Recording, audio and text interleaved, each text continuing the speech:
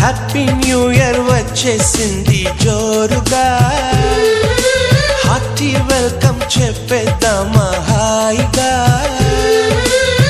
కొత్త కొత్త ఊహల్లో తెలిపోటియా, మనసులోని ఆశల్ని పంచుకో బ్రదర్.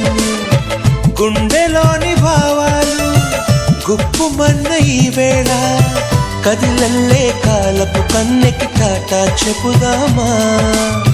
జనవరితో అడుగులు వేస్తూ ముందుకి పోదామా.